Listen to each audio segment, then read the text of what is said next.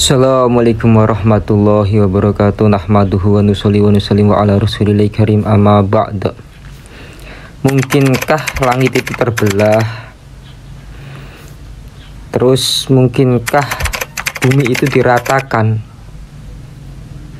Terus mungkinkah bumi mengeluarkan semua mayat yang ada di dalam perutnya sehingga bumi kosong daripada mayat-mayat tersebut? Jadi bumi mengeluarkan isi perutnya yang berupa mayat-mayat.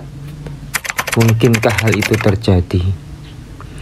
Wallahu ta'ala bishawab. Mari kita jelaskan di dalam tafsir.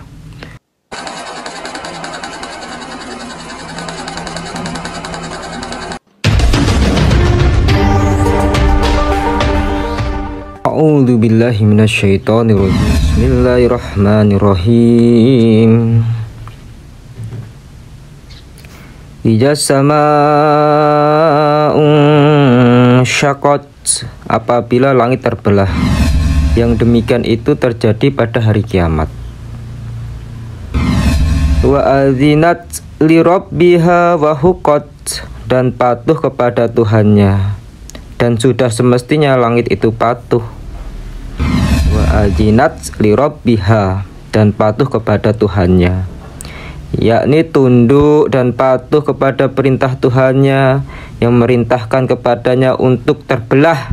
Yang demikian itu terjadi pada hari kiamat.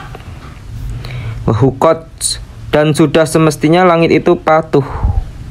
Sudah seharusnya langit patuh kepada perintahnya karena dia maha besar, karena dia maha besar, dia maha mulia, tidak dapat dicegah dan tidak dapat dihalangi apa yang dikehendaki Allah Subhanahu wa taala. Bahkan dia mengalahkan segala sesuatu dan segala sesuatu tunduk patuh kepadanya. Ini hanya manusia saja yang tidak patuh kepada Tuhannya, dan sebagian manusia hanya sedikit sekali yang patuh pada Allah Subhanahu wa taala, yang menyebabkan manusia itu berbondong-bondong menuju nerakanya Allah Subhanahu wa taala. Na'udzubillah min dzalik. Mudah-mudahan kita diselamatkan semuanya. Amin ya rabbal alamin. Wa idzal ardu mudat, dan apabila bumi diratakan. Jadi bumi itu akan diratakan nanti, yakni digelarkan, dihamparkan dan diluaskan. Ibnu Jarir mengatakan telah menceritakan kepada kami Ibnul Abdul A'la telah menceritakan kepada kami, Ibnu Saur dan Ma'mar, dan dari Az-Zuhri dari Ali Ibnul Husain, bahwa Nabi Muhammad SAW pernah bersabda, "Idza kana yaumul qiyamati maddallahu al-arda maddal adimi hatta la yakuna li basharin minan nas ila mawdi'a qadamaihi fakunu awwala may yud'a wijril ayyamini rahmanil wabillah." Salah nih. An yamini rahmani wallahi ma ra'ahu qablaha ka aqulu ya rabbi inna hadza akhbarani annaka arsaltahu ilayya fayaqulullahu azza wa jalla sadaqah summa usaffa'u fa aqulu ya rabbi igaduka abaduka fi atrakil ard. Qala wa huwal maqamul mahmud. Apabila hari kiamat terjadi, Allah menghamparkan bumi menjadi rata seperti selembar kulit. Dihamparkan sehingga tiada tempat lagi bagi seorang manusia kecuali hanya tempat bagi kedua telapak kakinya. Karena semua makhluk pada hari itu telah dibangkitkan. Maka aku adalah orang yang mula-mula dipanggil, sedangkan Jibril berada di sebelah kanan Tuhan yang Maha Pemurah.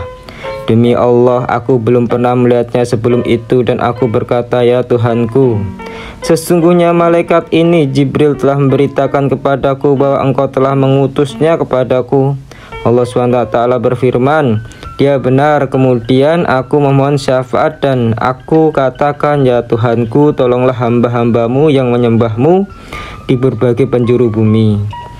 Ali Ibnu Husain menjelaskan bahwa itulah yang dimaksud dengan al-maqamul mahmud, kedudukan yang terpuji.